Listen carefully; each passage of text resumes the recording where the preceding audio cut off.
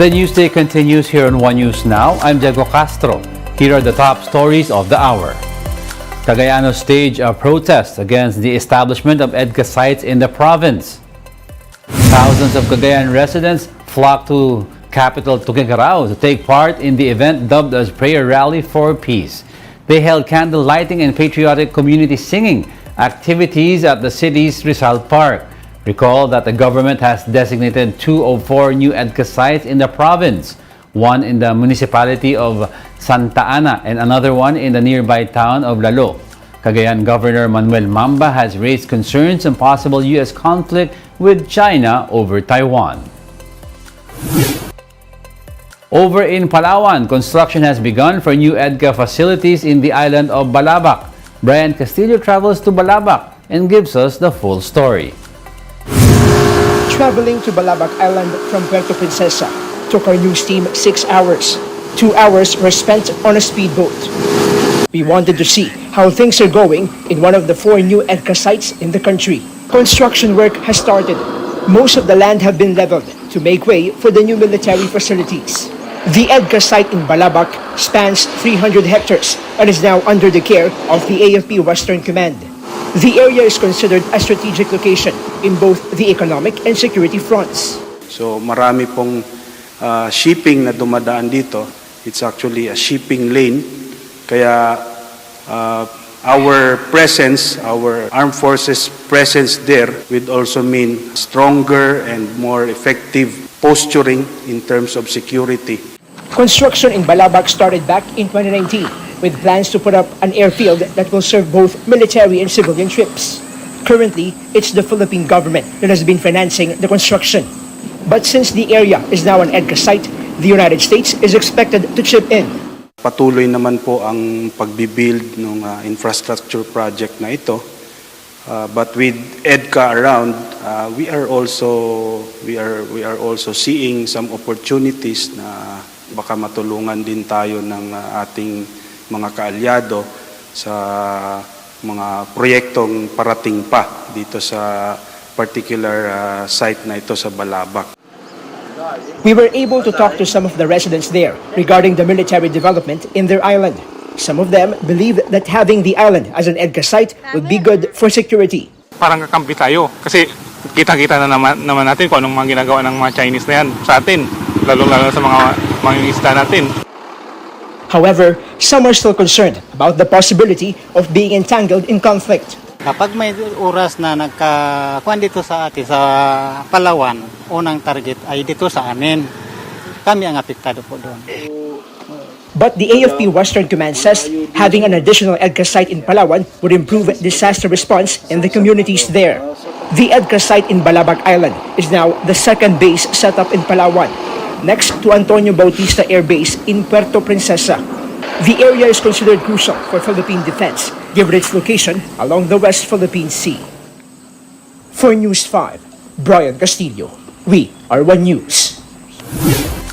Authorities intensify their manhunt for former Bureau of Corrections officials Gerald Bantag and Ricardo Zulueta. The NCR Police Office said they are now coordinating with the Cordillera Police to locate Bantag and Zulueta. Officials said they are possibly hiding somewhere in the region as Bantag is a constituent of Baguio City. Hinayaan namin naman yung Police Regional Office Cordillera para sa joint operation namin sa paghahay ng warrant. Hanapin natin siya at being na taga dito siya sa Cordillera, nag-create na tayo ng mga tracker team para i-detect yung location niya. Actually, we have visited na yung mga known address niya dito sa Cordillera, hindi lang dito sa Baguio, yung mga known address niya dito sa buong Cordillera. A Muntinlupa court ordered the arrest of Bantag and Zulueta over the death of alleged middleman June Villamor. A warrant was also issued by a Las Piñas court against the 2 and other suspects for the killing of broadcaster Percy Lapid. Including in the Las Piñas court warrant is self-confessed gunman Joel Escorial, who is being considered to be put under the Witness Protection Program. Yung case po, nakabase po doon sa testimony ng ating gunman. So malaki po talaga yung maitutulong nito para maparusahan po talaga kung sino po yung may utos yung pagpaslang kay Percy Lapid. So mas maganda na mas maproteksyonan po natin si Escorial. We'll be back with more stories after the break. Keep it here on One News.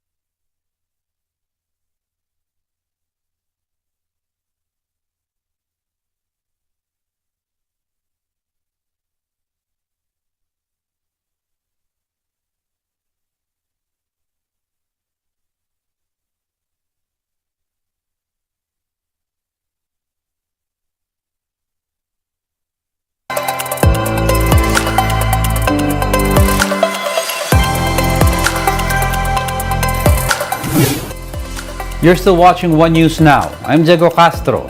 Former presidential spokesperson Edwin Lacerda clarifies that there was no politics involved in the meeting between former Senator Mar Rojas, former President Gloria Arroyo, and Vice President Sara Duterte. This amid rumors that President Bongbong Marcos is supposedly considering appointing Rojas as agriculture chief.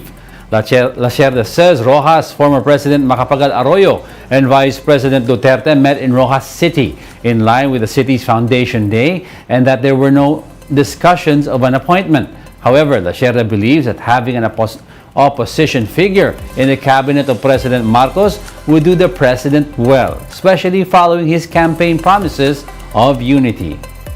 Kung makakatulong ang impression na kapag may pinili sa opposition na kabinete, maganda rin yun. Kasi yan ang pangako ni Pangulong Marcos na unity, and everybody's been asking, sino ba sa opposition ang kukunin? I mean, marami ng haka-haka. It would be good for President Marcos kung talagang, and to be true to his word, na magkaroon ng miyembro ng opposition sa kabinete.